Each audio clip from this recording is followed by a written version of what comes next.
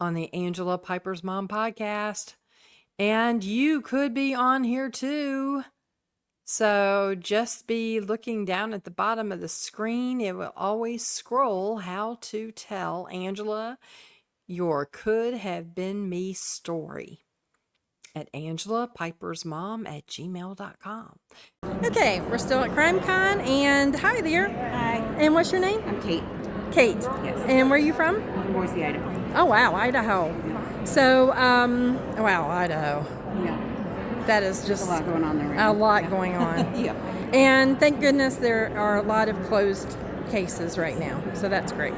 So, Kate, when was it that you could have said to yourself, after hearing about an incident, that, wow, that could have been me? I know exactly where I was. Oh, wow. I was in, I think, 5th grade. A girl named Stephanie Crane. She is from Challis, Idaho. She went missing from a bowling alley, and nothing has been found since. Oh, She's wow. just gone. And that was the first time I recognized that someone my age, something bad had happened in a small town where I live. Oh, wow. Yep. Today marks 29 years since Stephanie Crane left a bowling alley in Challis, Idaho, never to be seen again. She was just 9 years old.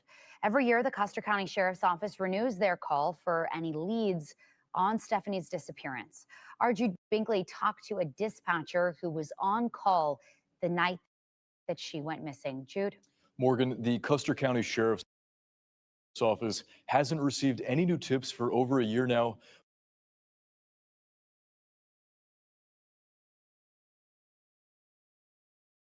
But they say Stephanie's case will remain open until they find out what happened to her. I was actually the dispatcher on duty the night Stephanie disappeared. On October 11th, 1993, Stephanie Crane was seen at a local bowling alley with friends. After she was finished, she either headed home or to a high school that was about 500 feet away, but she didn't make it to either destination. Well, Mom came in and said she'd been looking for her daughter for about maybe an hour and a half. So then we sent the deputy down to check behind the bowling alley because she lived behind the bowling alley and there was a creek there. So I want to make sure she didn't fall in. And, immediately we had search and rescue. The search for Stephanie continued over the following days, but those days turned into months, which turned into 29 years today. That's a long time.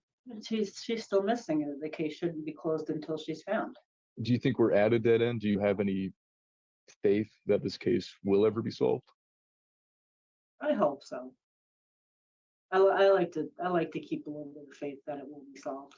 There's no leading theory on what happened to Stephanie. We've had tips where we've gone and searched other areas of Custer County. Linda says the sheriff's office has gotten countless calls over the years. Not all of them have been helpful, though, from psychics saying they've had visions of Stephanie. My favorite one was that her body was buried by a tree in a mountainous area near a creek, which is most of Custer County. To people falsely claiming to be Stephanie. And we find out where they are, and we call that sheriff's office wherever they are, and go and get a DNA sample and send it in and have it tested against Stephanie's to find out if they are actually Stephanie, and they're not. The sheriff's office still follows every tip they get. Linda says they acted as fast as they could to get out information the night Stephanie went missing, but there wasn't an alert system in place. It didn't exist at the time, but Stephanie's case wouldn't have met the criteria. For an Amber Alert, you have to have the suspect's information, which we didn't have a suspect at the time. But Stephanie's case would have fit an endangered missing persons alert, which Governor Brad Little signed into law earlier this year. For that, you just need a missing person's description and their last known location.